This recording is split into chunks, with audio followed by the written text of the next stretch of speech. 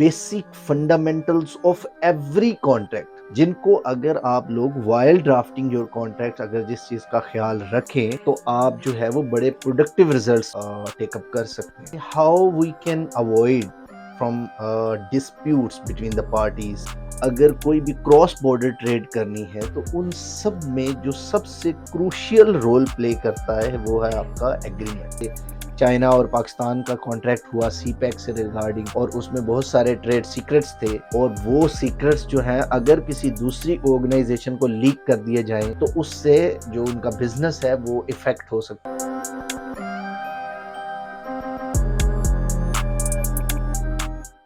अस्सलाम वालेकुम, this is advocate Asadullah Hashmi.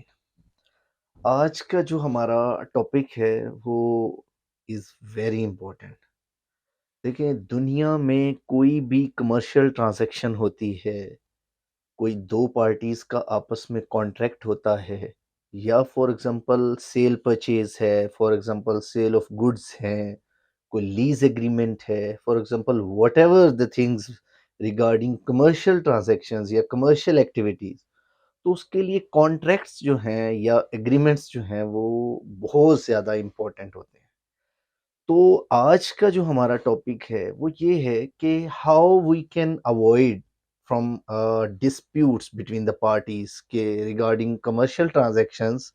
अगर हम कोई भी ट्रांजैक्शन करते हैं या कोई कमर्शियल एग्रीमेंट करते हैं, कोई लीज एग्रीमेंट करते हैं, for example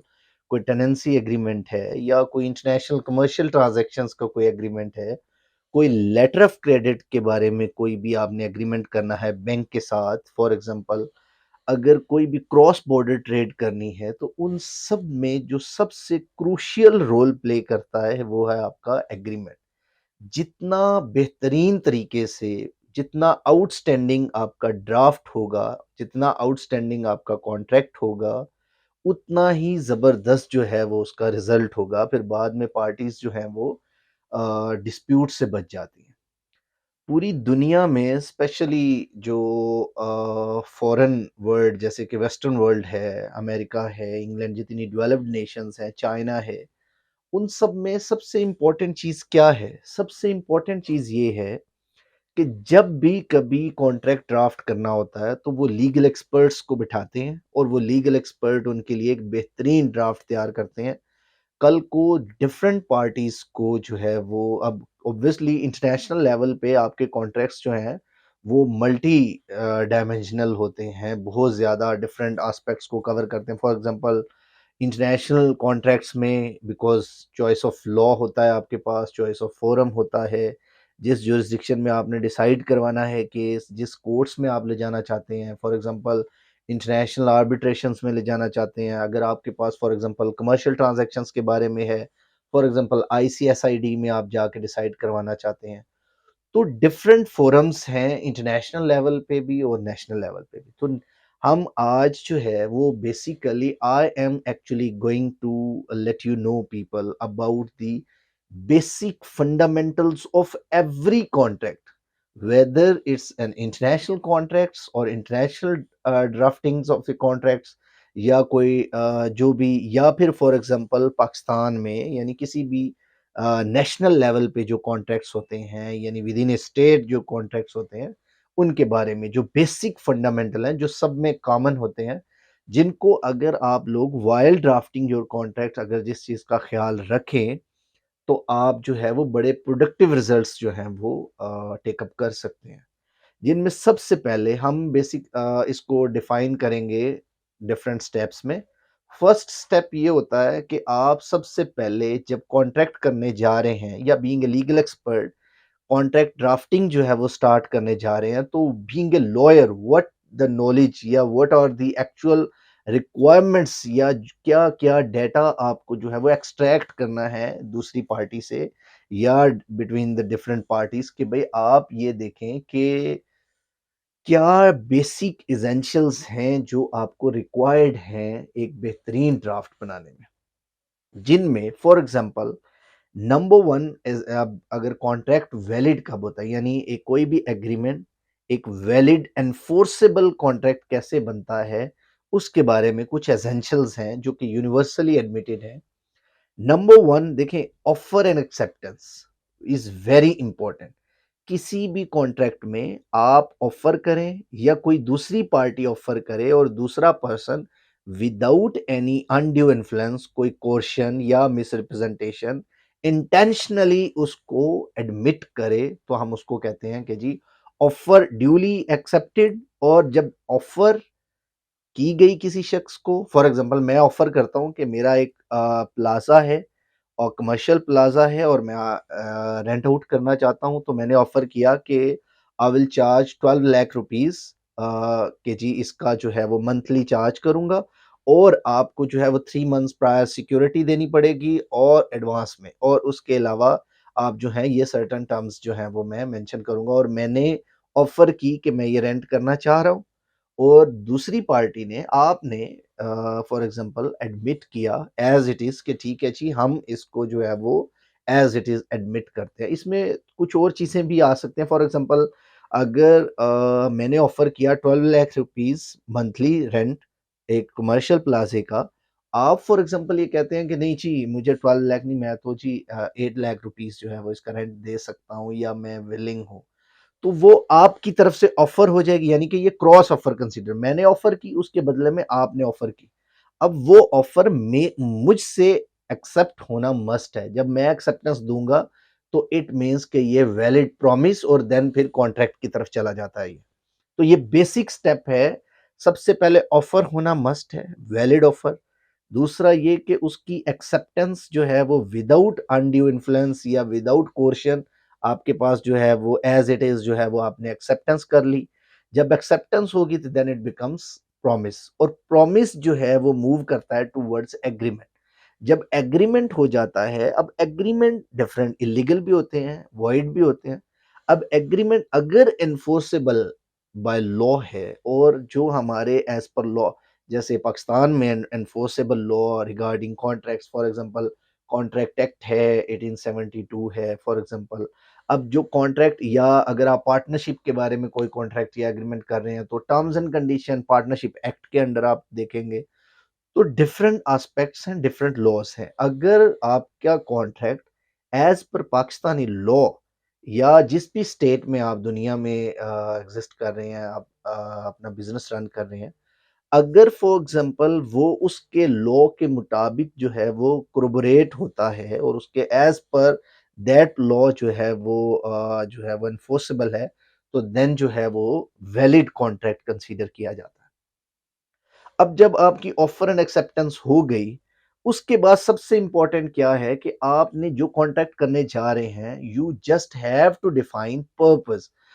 for what purpose you are actually drafting your contract. तो आपने पर्पस डिफाइन करना है कि वो पर्पस वैलिड होना चाहिए।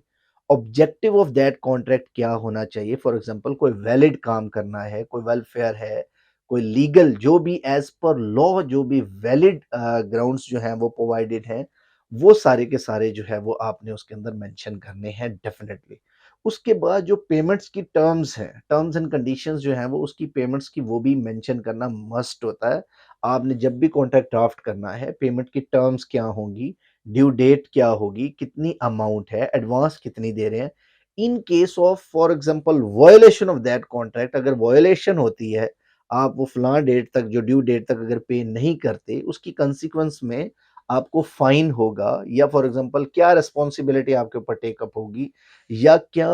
कैसे आपको जो है वो पेनलाइज किया जाएगा, कि पेनल्टी उसके ऊपर आप क्या लगाएंगे। तो ये चीज हो गई। ये उसके अलावा आपने सबसे इंपॉर्टेंट ये जो कंसिडरेशन है, कितनी अमाउंट के इवज क्या काम हो रहा है, वो कॉन्ट्रैक्ट की जो है वो कंसिडरेशन भी मस्ट है, आप लोग आइडेंटिफाई करें। उसके अलावा जब ये सारा मामला हो जाए, आप इसको स्टेप बाय स्टेप आउटलाइन करें और उसके अकॉर्डिंगली जो है वो आप आगे फर्दर लेकर चलें। उसमें इसी में एक और इम्पोर्टेंट चीज़ ये है कि डिस्प्यूट रेज़ोल्यूशन मैकेनिज़्म जो है वो उसके अंदर मेंशन करना मस्ट है।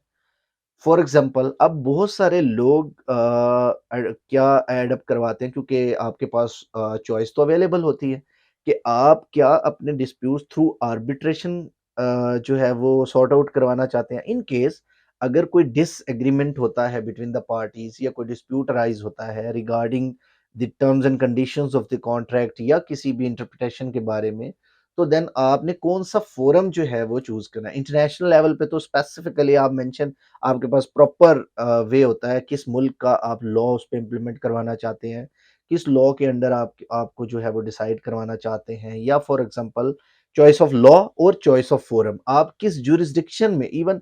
चाहे आपका कॉन्ट्रैक्ट पाकिस्तान और इंडिया के साथ हुआ या पाकिस्तान और अमेरिका के साथ आपका कॉन्ट्रैक्ट हुआ, अगर आप नहीं चाहते कि पाकिस्तान और इंडिया के लॉज़ उस पे लागू हों, तो आप कोई भी किसी भी अदर कंट्री का जो है वो लॉ उस पे इम्प्लीमेंट करवा सकते हैं या उसकी ज्यूरिसडिक्शन एनफोर्स करवा सकते हैं। तो ये इंटरनेशनल जो कॉन्ट्रैक्ट्स और इंटरनेशनल एग्रीमेंट्स होते हैं, उनके अंदर ये आपके पास एक वास्टनेस होती है। लेकिन विद इन ए स्टेट आप इतना कर सकते हैं कि क्या आप आर्बिट्रेशन एक्ट 1940 के अंडर पाकिस्तान में जैसे आर्बिट्रेशन एक्ट 1940 के अकॉर्डिंगली जो है वो आर्बिट्रेट करवाना चाहते हैं, या कोई एडीआर जो है वो अल्टरनेट डिस्प्यूट रेजोल्यूशन जिसमें रिकंसिलिएशन, मीडिएशन या कोई भी अदर मेथड जो है वो आप एमिकेबल सेटलमेंट के लिए जो है वो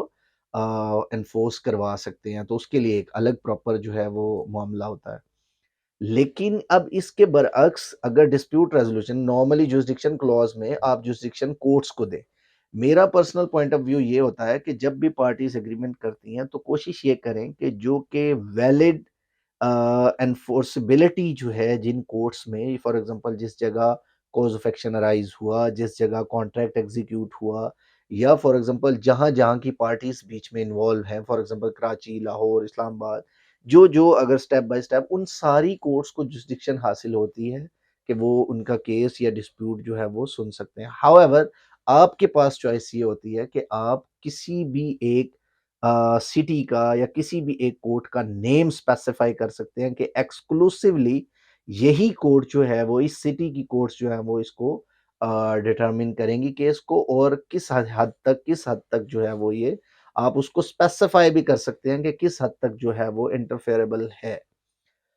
इसके बाद finally but not the last जो है वो एक और चीज़ इम्पोर्टेंट है, उसमें आप एक चीज़ ये देख सकते हैं कि बाज़ औक़ात कुछ ऐसे कॉन्ट्रैक्ट्स होते हैं जिनमें ट्रेड सीक्रेट्स जो हैं वो इन्वॉल्व होते हैं, या जैसे चाइना और पाकिस्तान का कॉन्ट्रैक्ट हुआ सीपेक से रिगार्डिंग, और उसमें बहुत सारे ट्रेड सीक्रेट्स थे, और वो सीक्रेट्स जो हैं अगर किसी दूसरी ऑर्गेनाइज़ेशन को लीक कर दिए जाएँ, तो उससे जो उनका बिज़नेस है वो इफ़ेक्ट हो सकता है। तो इस वजह से कॉन्ट्रैक्ट्स के अंदर अगर कोई आपका कॉन्ट्रैक्ट इस नेचर का है कि उसके अंदर ट्रेड सीक्रेट्स या कुछ ऐसी चीज़ें इन्वॉल्व हैं, तो आप जो है कोई नॉन डिस्क्लोज़र जो है वो प्रोविज़न जो है बीच में ऐड अप कर सकते हैं कि कॉन्ट्रैक्ट में कि जी ये फलाँ-फलाँ जो है वो चीज़ें आपने बीच में ऐड नहीं कर सकते। तो ये भी आपके पास एक चॉइस होती है।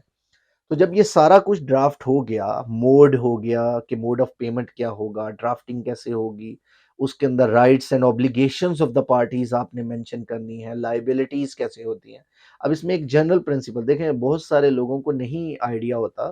कि राइट्स एंड ऑब्लिगेशन से क्या मतलब होता है। देखिए, जो एक पार्टी के ऊपर ऑब्लिगेशंस लगाई गई कि आपने इन चीज़ों से अवॉइड करना है और ये चीज़ें आपने कंप्लीट करनी हैं। जो ऑब्लिगेशन एक पार्टी की है, वो दूसरी पार्टी का ऑटोमैटिकली राइट बन जाता है। और जो दूसरी पार्टी का ऊपर ऑब्लिगेशंस हैं कि उसने फलां-फलां टर्म्स एंड कंडीशंस को फुलफिल करना है, तो वो ऑटोमैटिकली पहली पार्टी के लिए राइट्स बन जाता है। तो ये रेसिप्रोकल चीज़ें हैं, एक शख्स के राइट्स दूसरे के जो हैं वो ऑब्लिगेशंस बन जाती हैं, और दूसरे की ऑब्लिगेशंस पहले के राइट बन जाते हैं। तो लिहाज़ा राइट्स एंड ऑब्लिगेशंस को मेंशन करना मस्ट है। उसके अलावा आप ये देखें, जितनी भी एमनिटीज़ हैं, अगर फॉर एग्ज़ाम्पल लीज़ एग्रीमेंट को लें, तो जितनी भी एमनिटीज़ हैं, फॉर एग्ज़ाम्पल कोई रिस्पॉन्सिबिलिटीज़ हैं या कोई other terms and condition regarding the property है, सेफ्टी है, सिक्योरिटी है, व्हाटएवर जो भी सब्जेक्ट मैटर है, उससे रिलेटेड जो भी एस्पेक्ट्स हैं,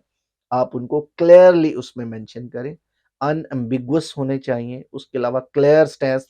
क्लियर इंटेंशन पता चलनी चाहिए। और एक और चीज़ अभी रिसेंटली कुछ जो है वो मल्टीनेशनल कंपनीज़ के जो हैं वो कुछ केसेस मैं कर रहा था। उसमें एमओयू साइन हुए थे, लेकिन देखें एक बात याद रखें, supreme court and high court में अब कैटेगोरिकली ये डिफाइन हो चुकी बात। एमओयू नॉर्मली लोगों के माइंड में आता है कि जी एमओयू तो बेसिकली मेमोरेंडम ऑफ अंडरस्टैंडिंग है और basically it's not a contract. General principle मैं भी यही एडमिट करता हूँ कि नहीं है। However there are exceptions. Supreme court of Pakistan ने अपनी कुछ जजमेंट्स में जो है ये कैटेगरिकली एक्सप्लेन कर दिया कि अगर एमओयू में इंटेंशन ऑफ द पार्टीज ये थी कि आप इसको फर्दर इन कॉन्ट्रैक्ट में कन्वर्ट कर देंगे और जो terms and conditions of MOU है वो ही मोर और लेस कॉन्ट्रैक्ट में होंगी या होनी थी, तो और उसके एमओयू की फर्दरेंस में एक कॉन्ट्रैक्ट होना था या उसने सुपरसीड करना था कॉन्ट्रैक्ट ने एमओयू को, लेकिन किसी वजह से नहीं हो सका, जैसे कोई कोविड आ गया या कोई इनएविटेबल एक्सीडेंट हो गया, कोई और मामला हो गया। हाउएवर किसी एक पार्टी ने उसकी फर्दरेंस में कॉन्ट्रैक्ट की कोई स्टेप जो है वो ले लिया, जिस जो कि एग्रीमेंट एग्जीक्यूट होने के बाद लेना था, तो it amounts to be a contract, तो वो आपका कॉन्ट्रैक्ट एनफोर्सेबल बाय लॉ है और इसको हमने एनफोर्स भी करवाया। तो लिहाजा एक चीज़ इंपॉर्टेंट जो ऑडियंस के लिए, क्योंकि इसमें बहुत सारे रियल एस्टेट्स के जो टाइकून्स होंगे वो भी ये लेक्चर सुन रहे होंगे और बहुत सारे जो बिजनेसमैन हैं, बिजनेस कम्युनिटी से हैं, सर्विसमैन हैं, जो भी लोग हैं वो सारे ये बेसिक कॉन्ट्रैक्ट्स जो हैं, ये एग्रीमेंट्स जो हैं वो एसेंशियल पार्ट है हमारी लाइफ का। जो लोग भी कमर्शियल एक्टिविटीज़ में, कमर्शियल ट्रांज़ैक्शंस में या किसी भी इंस्टीट्यूशंस के साथ जो है वो बिज़नेस कर रहे हैं, उन सब के लिए कॉन्ट्रैक्ट बहुत ज़्यादा एसेंशियल होता है। तो आज का मेरा जो टॉपिक है वो इसी चीज़ के ऊपर जो है वो एक्सप्लेनेशन में था कि बहुत सारी सोसाइटीज़ हैं, जैसे हाउसिंग सोसाइटीज़ हैं, बहुत सारी बड़े इंडस्ट्रियलिस्ट्स हैं, वो डिफरेंट ऑर्गेनाइज़ेशंस के साथ एमओयू साइन करते हैं। एमओयू के जी 1 साल के बाद जो है वो जब हम फाइनल इस पॉइंट पे पहुँचेंगे, इनिशियल प्रिपरेशन हमारी यहाँ तक हो जाएगी, देन हम इसको कन्वर्ट कर देंगे एग्रीमेंट में एनफोर्सेबल बाय लॉ। तो होता ये है कि अगर एमओयू में जो मैंने टर्म्स एंड कंडीशंस बताई हैं, ये सारी चीज़ें अगर कंप्लीट हो जाएँ, जो कि essential of a valid contract है, वो अगर एमओयू में भी ऐड हो जाएँ, तो इवन देन आप उसको एनफोर्स करवा सकते हैं। इसमें हाई कोर्ट्स ऑफ पाकिस्तान और जो है वो सुप्रीम कोर्ट ऑफ पाकिस्तान की भी बहुत सारी जजमेंट्स हैं, जिसमें उन्होंने एमओयू को प्रॉपर डिटरमिन कर दिया कि अगर ये एसेंशियल्स जो हैं, यानी एक समझ लें चेकलिस्ट साथ ऐड कर दी कि अगर ये पूरे होते हैं एसेंशियल्स, तो देन एमओयू भी कॉन्ट्रैक्ट हो सकता है। तो लिहाजा अगर एमओयू को भी वैलिडली जो है वो आप अटैच करें और एमओयू के अंदर जो टर्म्स एंड कंडीशंस हैं उनको प्रॉपर तरीके से एडप्ट करें, तो आप कैटेगोरिकली एक्सप्लेन कर सकते हैं कि जनाब यही हमारा फर्दर कॉन्ट्रैक्ट था और जो कि आप एनफोर्स भी करा सकते हैं। उसके अलावा सबसे इम्पोर्टेंट चीज़ ये कि जब आप ये सारा कॉन्ट्रैक्ट, ये सारा कुछ कर लें, जब सारा कुछ ड्राफ्ट हो जाए, जुरिसडिक्शन हो जाए, इंटेंशन ऑफ पार्टीज़ क्लियर हो जाए, subject matter, consideration, mode of payments, उसके अलावा ये ऑफर एंड एक्सेप्टेंस, यानी ये कंप्लीट सेटअप आपका कंप्लीट स्टेप बाय स्टेप सारा कुछ जो है वो कंप्लीट हो जाए, तो एंड पे आपने क्या करना है, सबसे पहले आपने एक दफ़ा दोबारा रिव्यू करना है। अगर उसमें कोई टर्म्स एंड कंडीशन कोई फर्दर जो है वो रिवाइज़ करनी है तो रिवाइज़ ज़रूर करें। उसको 2, 3, 4 बार पढ़ें, ताकि कोई भी अगर चीज़ जो है वो ऑब्वियसली एक बंदा कॉन्ट्रैक्ट ड्राफ्ट कर रहा है, वो इज़ वेरी इंपॉर्टेंट। तो अब नॉर्मली बहुत सारे लोग जब कॉन्ट्रैक्ट करने जा रहे होते हैं किसी बिज़नेस एक्टिविटी में, किसी इंटरनेशनल ट्रांज़ैक्शंस में, किसी भी फर्दर कमर्शियल एक्टिविटी में कोई कॉन्ट्रैक्ट करने जा रहे हो, तो वो है बहुत खुश होते हैं और खुशी में वो बहुत सारी चीज़ें जो हैं वो इग्नोर कर जाते हैं, नेग्लेक्ट कर जाते हैं। लेकिन ऐसा नहीं होना चाहिए। इसलिए कहते हैं कि किसी भी एक लीगल एक्सपर्ट को जो इंटरनेशनल ड्राफ्टिंग्स को, इंटरनेशनल कमर्शियल ट्रांज़ैक्शंस को यानी नेशनल ड्राफ्टिंग्स को, उसके लीगल एसेंस को सही तरीके से समझ सके, आप उसको ज़रूर कंसल्ट करें। देखिए, इनिशियली अगर आप उसके ऊपर थोड़ा-सा इन्वेस्ट कर लेंगे, एग्रीमेंट्स भी इन्वेस्टमेंट होते हैं। अगर आप एग्रीमेंट बेहतरीन एनफोर्सेबल राइट डाउन करते हैं या करवाते हैं बेहतरीन, तो आप आइंदा आने वाले बिज़नेस में बेहतरीन तरीके से, बिना किसी टेंशन के आप जो है वो उसको फर्दर एग्ज़ीक्यूशन में जो है वो जा सकते हैं। तो हमारे यहाँ अलमिया ये है कि लोग परेशान इसलिए होते हैं कि एग्रीमेंट पहले जैसा कैसा बना लिया, उसके बाद डिस्प्यूट अराइज़ हुआ, मिड में जाके या for example even even start में बहुत सारे मैंने कमर्शियल एक्टिविटीज़ जो है वो उनके डिस्प्यूट रिज़ॉल्व कराए, तो उनमें अभी आज कॉन्ट्रैक्ट हुआ, महीना, 2 महीना, 3 महीने के बाद दोबारा से है वो डिस्प्यूट राइज़ हो गया। वो डिस्प्यूट किस वजह से? इंटरप्रिटेशन की वजह से, लैक ऑफ इंटरप्रिटेशन होती है। उस वक़्त कॉन्ट्रैक्ट जो भी ड्राफ्ट करके जो भी ले आया, उसकी इंटेंशन जो भी थी उसी पे साइन किया और खुशी-खुशी जो है वो एग्रीमेंट करके चले गए। लेकिन उसके consequence बाद में आते हैं।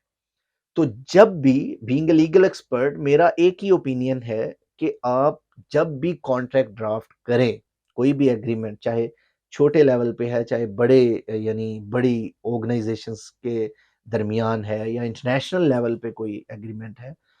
आप स्टार्ट से लेके एंड तक का रास्ता और मोड डिफाइन करें कि आप फॉर एग्जांपल कॉन्ट्रैक्ट को स्टार्ट यहाँ से कर रहे हैं, बिजनेस का मिड यहाँ होगा, ये हम वे फॉरवर्ड यूज करेंगे, ये हमारी जुरिस्डिक्शन होगी अगर डिस्प्यूट अराइज होता है। तो आपने कॉन्ट्रैक्ट में एंटर होने के साथ साथ कॉन्ट्रैक्ट से बाहर निकलने का भी रास्ता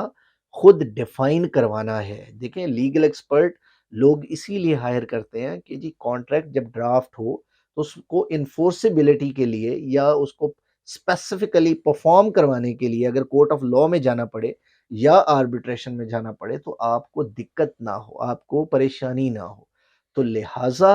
आज का जो टॉपिक है कि आपका कॉन्ट्रैक्ट आउटस्टैंडिंग तब होगा अगर आप ये सारी की सारी जो है वो टर्म्स एंड कंडीशंस को, एसेंशियल्स को मद्देनजर रख कर जो है वो अपना कॉन्ट्रैक्ट ड्राफ्ट करवाएं। तो अगर हम इसको फाइनली कंक्लूड करें, उस कंक्लूजन में हम इस नतीजे पर पहुंचते हैं। नंबर वन, हम इसको स्टेप बाय स्टेप जो है वो फर्दर जो है वो करवाते हैं, जरा वाइंड अप करते हैं। नंबर वन, ये आपको ऑफर हुई या आपने की ऑफर वैलिडली, कोई फोर्स, प्रेशर, कोई मिसरिप्रेजेंटेशन नहीं थी। दूसरी तरफ से एक्सेप्टेंस हो गई विदाउट एनी कोर्शन या मिसरिप्रेजेंटेशन या फ्रॉड। उसके बाद जब एक्सेप्टेंस हो गई, intention of the parties clear थी, जो मैं जिस चीज के बारे में ऑफर कर रहा था वही आप अंडरस्टैंड कर रहे हैं कि मैं जो है वो इस चीज के बारे में जो है वो ऑफर है, तो ये मैं इसको एडमिट करता हूँ। जब आपने ये कर लिया, उसमें फिर आपने कंसिडरेशन चूज करनी है कि आप जो ये ऑफर एंड एक्सेप्टेंस कर रहे हैं उसमें कंसिडरेशन क्या है, that must be lawful consideration. फिर उसके बाद जब कॉन्ट्रैक्ट ड्राफ्ट कर रहे हैं, जो पार्टीज हैं उनको आइडेंटिफाई करना मस्ट है। अगर वो कोई लीगल पर्सन है, फॉर एग्जांपल कोई कंपनी है, कोई कॉरपोरेशन है, कोई भी ऑर्गेनाइजेशन है, लीगल पर्सन है, तो अगर वो एंटिटी है, कोई लीगल एंटिटी है, तो आप उसका प्रॉपर नेम कंपनी का, उसका एड्रेस, प्लेस ऑफ बिजनेस और प्रिंसिपल ऑफिस लिखें। थ्रू, अगर वो किसी सीईओ या फॉर एग्जांपल किसी डायरेक्टर के थ्रू आप कॉन्ट्रैक्ट में एंटर हो रहे हैं तो आप उसका मेंशन करें, उसका नेम, उसके जो पर्टिकुलर्स हैं वो सारे उसके अंदर ऐड करें और देन नेक्स्ट पार्टी। अब उसके अलावा जब आप ये राइट डाउन कर लें, इंटेंशन क्लियर हो जाए, कंसिडरेशन हो जाए, फिर उसके बाद आपने rights and obligations of the parties add करेंगे। पर्टिकुलरली उसके साथ जो है वो सब्जेक्ट मैटर आपने बीच में मेंशन करना है कि आप ये एग्रीमेंट किस पर्पस के लिए, कोई लीज एग्रीमेंट है, कोई फॉर एग्जांपल कमर्शियल एग्रीमेंट है, कोई लेटर ऑफ क्रेडिट के लिए कोई एग्रीमेंट है, फॉर एग्जांपल इंटरनेशनल ट्रांजैक्शंस के लिए कोई है, इंटरनेशनल सेल ऑफ गुड्स के लिए है, या कोई फॉर एग्जांपल कोई इंश्योरेंस कंपनी के साथ कोई कॉन्ट्रैक्ट है या कोई बैंक के साथ जो है वो कॉन्ट्रैक्ट है। इन सारी चीज़ों को आपने पर्टिकुलरली जो है वो आइडेंटिफाई करना है। जब आपने आइडेंटिफाई कर लिया, उसके बाद आप जो है वो फर्दर अगर कोई ट्रेड सीक्रेट्स हैं तो नो डिस्क्लोजर प्रोविजन भी ज़रूर ऐड करें। उसके अलावा एनफोर्सेबिलिटी के हिसाब से आपने जो भी प्रॉपर्टी या जिस चीज़ के बारे में आप कॉन्ट्रैक्ट कर रहे हैं उसकी प्रॉपर डिस्क्रिप्शन, उसका प्रॉपर जो है वो प्लेस ऑफ बिजनेस, या जिस चीज़ के बारे में आप कॉन्ट्रैक्ट कर रहे हो उसकी हर चीज़ जो है वो पर्टिकुलरली मेंशन करें। उसके बाद आ जाता है कि जब आप ये सारा कुछ कर लें, आपने जुरिस्डिक्शन जो है, अगर इन केस ऑफ डिस्प्यूट आपने किस मुल्क को जो है वो किस सिटी की कोर्ट को आपने जुरिस्डिक्शन देनी, क्या आपने आर्बिट्रेशन में जाना है, क्या आपने फॉर एग्जांपल सिविल कोर्ट्स में जाके जो है वो स्पेसिफिकली परफॉर्म करवाना है ये कॉन्ट्रैक्ट। जब डिस्प्यूट रेजोल्यूशन हो जाए या फॉर एग्जांपल मैकेनिज्म आप डिसाइड कर लें, उसके बाद आपने जो है वो पार्टीज की कैपेसिटी के साथ साथ आपने जो है वो कॉन्ट्रैक्ट कंप्लीट राइटिंग से ड्राफ्ट कर लिया और एंड पे फिर आपने उसको विटनेसेस के मौजूदगी में जो है वो उसको एग्जीक्यूट भी करना है। और विटनेस के लिए जो रिक्वायरमेंट है वही आर्टिकल 3 और 17 ऑफ क्यूएसओ 1984 जो है वही क्या कहते हैं competency and number of witness की जो वो सारा कुछ जो है आप उसके अकॉर्डिंगली जो है वो उसे करेंगे। एक और चीज़ इम्पोर्टेंट ये है कि जब भी कोई एग्रीमेंट करें तो आप उसको रजिस्टर ज़रूर करवाएँ। अगर फॉर एग्ज़ाम्पल कोई इवन स्पेशल अटॉर्नी या स्पेशल या जनरल पावर ऑफ अटॉर्नी भी किसी को इश्यू करें तो आप वो भी रजिस्टर ज़रूर करवाएँ। क्योंकि उसका फ़ायदा ये होता है कि अगर बीच में गवाह आपके जो भी विटनेसेस हैं वो अगर बाद में आने के बाद अगर मुकर भी जाएँ, लेकिन जब एग्रीमेंट ड्यूली एग्ज़ीक्यूटेड होता है, रजिस्टर्ड होता है रजिस्ट्रार के पास या अगर लीज़ एग्रीमेंट है तो रेंट कंट्रोलर के पास, तो वो एडमिसिबल होता है और उसको प्रूव करना आसान होता है बिकॉज़ वहाँ पे भी आपकी जो है वो एक वैलिड डॉक्यूमेंट जो है वो वहाँ पे भी रजिस्टर हो चुका होता है और उसको अटेस्ट करवा के कंप्लीट विटनेसेस की मौजूदगी में आप कॉन्ट्रैक्ट को फाइनलाइज़ करें। तो लिहाज़ा आज का जो हमारा टॉपिक है, ये जितने कमर्शियल एक्टिविटीज़ और कमर्शियल ट्रांज़ैक्शंस जो करते हैं लोग या फॉर एग्ज़ाम्पल लीज़ एग्रीमेंट्स हैं, दुनिया का हर कॉन्ट्रैक्ट उनमें ये जो basic fundamentals of a contract जो आज मैंने आपको बताए, ये उसके ऊपर एप्लीकेबल होते हैं। तो ये आज क्योंकि हमारा डोमेस्टिक कॉन्ट्रैक्ट्स के बारे में था कि डोमेस्टिक यानी पाकिस्तान में जितने भी कॉन्ट्रैक्ट्स, एग्रीमेंट्स जितने भी जो हैं वो कमर्शियल एक्टिविटीज़ में यूज़ होते हैं, उनके बेसिक फंडामेंटल्स जो हैं, वो ये होते हैं। Thank you.